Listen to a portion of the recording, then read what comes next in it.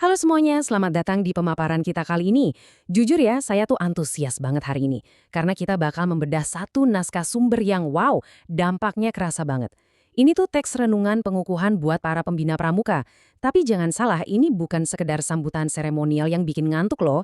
Sama sekali bukan. Ini semacam eksplorasi emosional tentang apa sih makna aslinya dari lurus dan dilantik jadi seorang pembina pramuka di era modern sekarang ini. Naskah ini tuh bener-bener menantang kita buat melihat jauh melampaui sekedar lencana di seragam atau selembar sertifikat. Dan lebih fokus ke transformasi nyata yang dibawa sama seorang pendidik. Seru banget kan? Yuk kita mulai aja perjalanannya. Oke, mari kita selami ini. Kita sedang menyaksikan lahirnya sebuah tanggung jawab. Boom! Kalimat pembukanya aja udah ngasih standar yang tinggi banget kan? Malam pengukuhan tuh sering banget cuma dianggap sebagai garis finish kayak, yeay, tugas kelar, ayo selebrasi. Tapi teks ini membalikkan pemikiran itu 180 derajat. Ini tuh bukan akhir teman-teman. Ini justru titik awal yang krusial banget. Ibaratnya ini adalah sebuah ritus peralihan yang super mendalam. Dari yang tadinya cuma seorang siswa yang belajar teori di kelas, berubah jadi seorang pemimpin yang beneran memikul beban nyata di pundaknya. Bagian pertama, lahirnya sebuah tanggung jawab dari teori ke tindakan.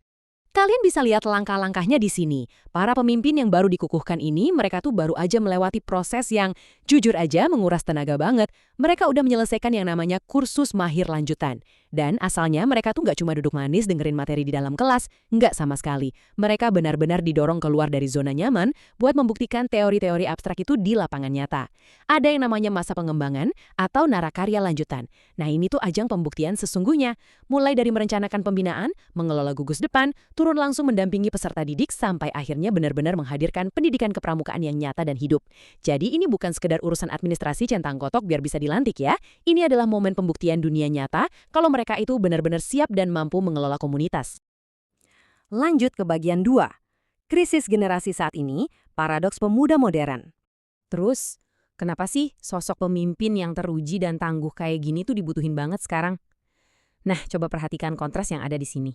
Jawabannya ada di realitas dunia modern kita yang berubahnya cepat banget. Di satu sisi, anak-anak zaman sekarang tuh hidupnya gampang banget di tengah arus informasi kan. Mereka kenal teknologi lebih cepat, mencari hiburan tinggal geser-geser layar. Tapi, ironisnya, di sisi lain mereka tuh justru sering merasa kehilangan arah kehidupan dan sedihnya malah terasing dari jati diri mereka sendiri. Ini tuh paradoks pemuda modern yang tragis banget. Mereka kelihatan super terkoneksi secara digital sama dunia luar, tapi di dalam dirinya sendiri merasa sangat tersesat. Nah, di titik inilah kehadiran seorang pembina pramuka tuh benar-benar krusial. Bukan buat ngasih tambahan hiburan, tapi buat ngasih kompas, buat ngasih arah. Kita masuk ke bagian ketiga, esensi pembelajaran mendalam atau deep learning pramuka. Mendefinisikan ulang pendidikan.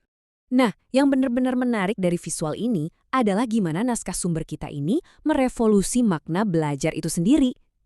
Kalian pasti sering dengar istilah deep learning atau pembelajaran mendalam di dunia akademik kan? Yang biasanya cuma identik sama durasi jam belajar tambahan atau ngapalin setumpuk buku. Tapi kepramukaan mengambil alih istilah itu.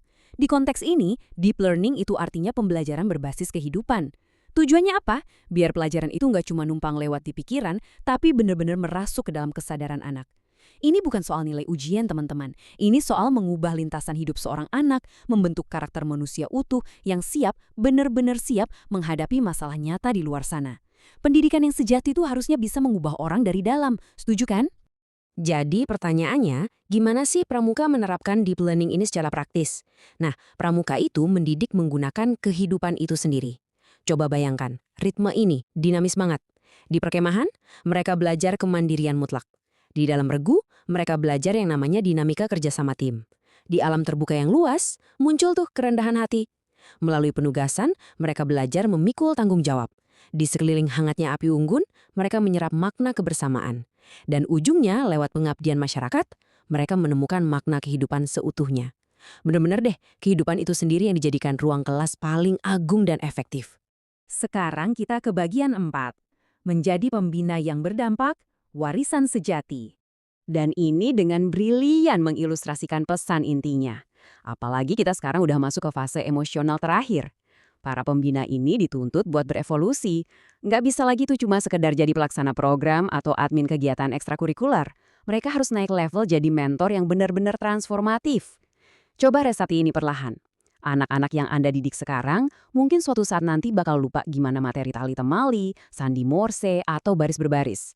Program dan materi itu gampang banget nguapnya. Tapi, satu hal yang absolut permanen adalah keyakinan seorang mentor. Mereka nggak akan pernah lupa siapa sosok yang percaya sama mereka pas mereka lagi gagal, siapa yang menuntun mereka dengan ekstra sabar dan ngebantu nemuin potensi aslinya. Kehadiran Anda lah yang mengubah hidup mereka, dan itu bakal terus menetap di hati mereka selamanya. Mendekati akhir renungan, naskah ini tuh kayak menembus layar dan langsung menembak niat paling dalam dari tiap pembina. Pertanyaannya nusuk banget.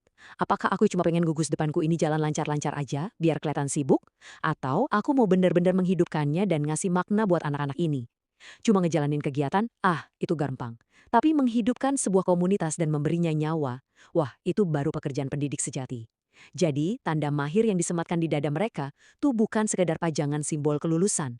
Itu adalah mandat yang berat, sebuah amanah untuk benar-benar hadir secara utuh buat anak-anak didiknya. Sebagai penutup, naskah sumber kita ini merangkum warisan tertinggi dari seorang pembina pramuka sejati. Cuma dalam satu kalimat sederhana, tapi luar biasa kuat, meninggalkan jejak kebaikan dalam kehidupan manusia. Pada akhirnya, inilah inti dari semuanya teman-teman.